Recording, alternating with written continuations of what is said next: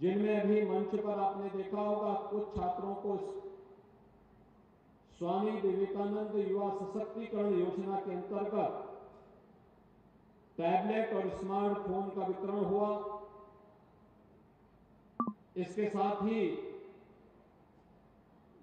गोरखपुर की 330 smart classes को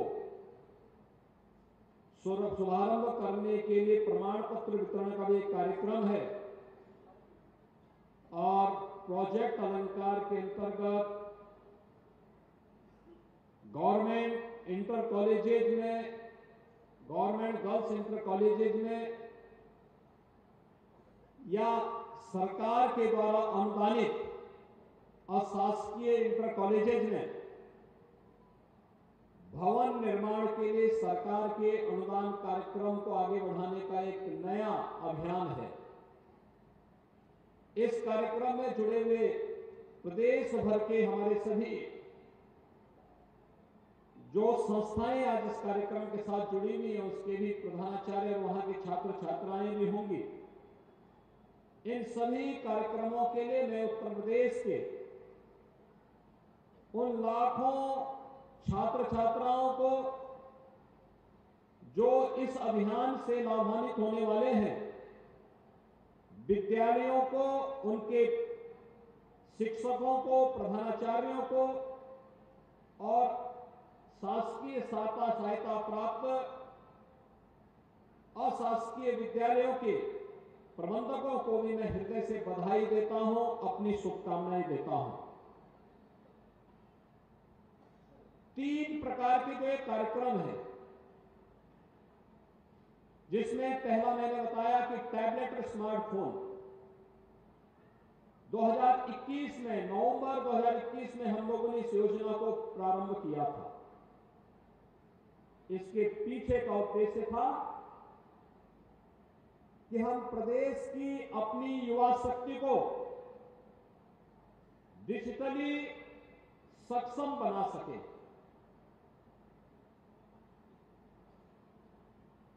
किसी भी प्रकार की चुनौती का सामना करने के लिए अपने आप को तैयार कर सके।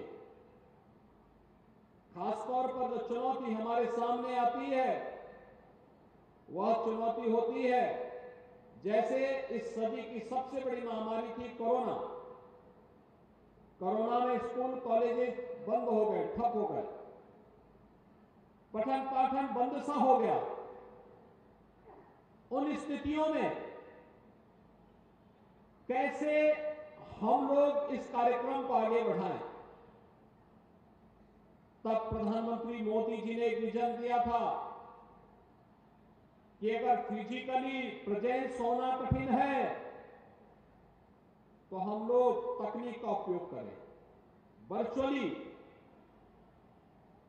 लेकिन इसके लिए भी 2 चीजें महत्वपूर्ण थी। एक, अगर विद्यालय से वर्चुअली क्लास लेनी है तो उनके पास स्मार्ट क्लासरूम होना चाहिए, और दूसरा, वहां पर इंटरनेट की सुविधा के साथ ही हम यह भी सुनिश्चित करें कि जिसको घर में बैठे बैठे इस सुविधा का लाभ लेना है उसके पास टैबलेट या स्मार्टफोन की सुविधा हो। और मुझे बताते हुए प्रसन्नता है कि पिछले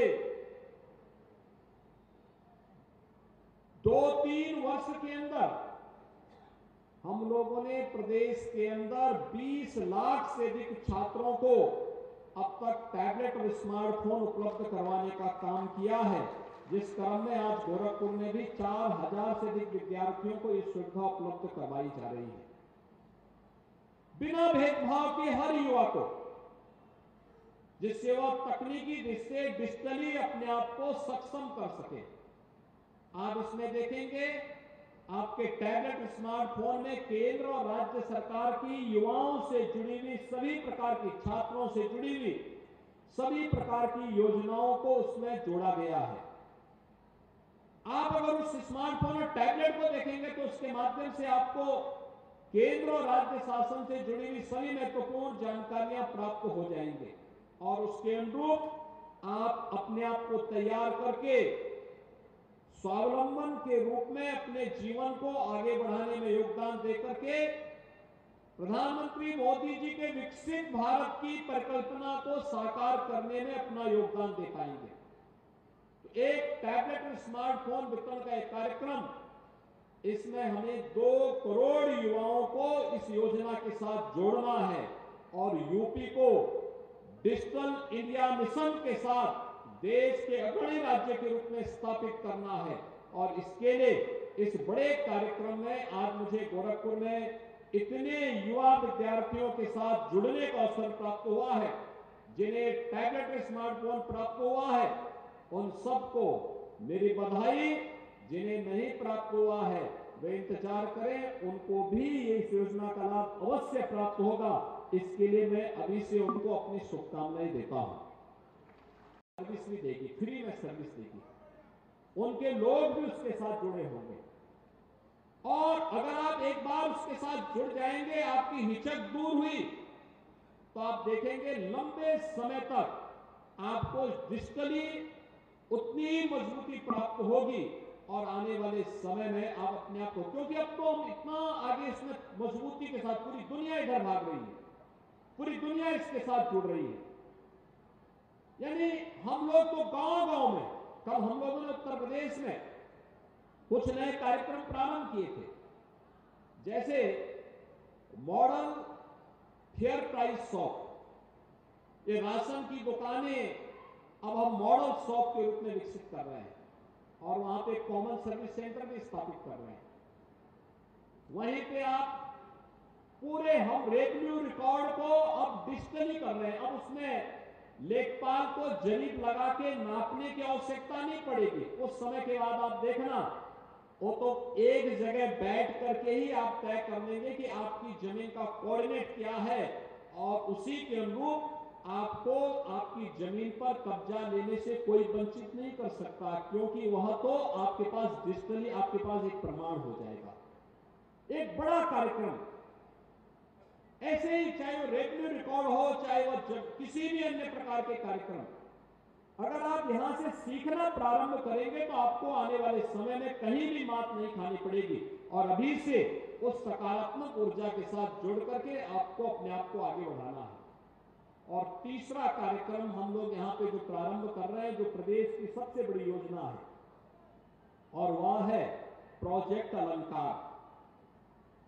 ये बहुत बड़ा कार्यक्रम है। मैं अक्सर जाता था, देखता था, मैं जिस भी जनपदों में जाता था, पुराने विद्यालय जितने भी थे, इंटर कॉलेजेस थे, देखा ना 3-3 लोग, महापौर भी, सैजनवा के विधायक भी, महानगर अध्यक्ष भी इस इंटर कॉलेज से पढ़े हुए हैं, लेकिन भवन बहुत जर्जर है।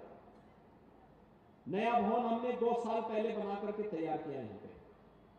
लेकिन हमें इस चीज को ध्यान में रखना होगा कि पुराने इंटर कॉलेज सब जर्जर थे, आज उनके पास साधन नहीं थे और उनकी हालत खराब थी, और कुछ भवन इतने जर्जर थे कि उनमें पेड़ भी जम गए थे। मेरी सबसे पहले विद्यालयों के प्रधानाचार्यों से भी और जो शासकीय सहायता प्राप्त और शासकीय विद्यालय उनके प्रबंधकों से मेरी अपील होगी कि उन विद्यालयों की नियमित साफ सफाई की व्यवस्था वे लोग किया करें, पेड़ न उगने दें, बरसात के पहले भी और बरसात के बाद भी छतों को साफ करके रखिए। नियमित साफ सफाई की व्यवस्था होनी चाहिए। साल भर में एक बार पुताई रंगाई का कार्यक्रम कराना चाहिए, जिससे लंबी आयु उस विद्यालय की हो और वह एक लंबे समय तक। लेकिन 70 साल, 100 साल, 90 साल, 60 साल पुराने विद्यालयों की स्थिति रखरखाव के अभाव में भी जर्जर हो गई थी, और इसलिए हमें भय लगता था ऐसा ना हो कि इसके कारण कभी कोई भवन जर्जर हो जाए, गिर जाए, जनहानि हो जाए, किसी छात्र को, किसी शिक्षक को नुकसान हो जाए। मैंने अक्सर कहा, तो मुझे अक्सर विभाग के बोलता था कि साहब इसकी कोई स्कीम नहीं है। मैंने कहा स्कीम नहीं है तो शासन का काम है स्कीम बनाने की, उस प्रकार की नीति बनाने की, और हमने प्रोजेक्ट अलंकार के अंतर्गत यह व्यवस्था बनाई है। राजकीय इंटर कॉलेजेस में, राजकीय गर्ल्स इंटर कॉलेजेस में हम पूरा का पूरा पैसा सरकार की तरफ से नए भवन के निर्माण के लिए उपलब्ध करवा रहे हैं।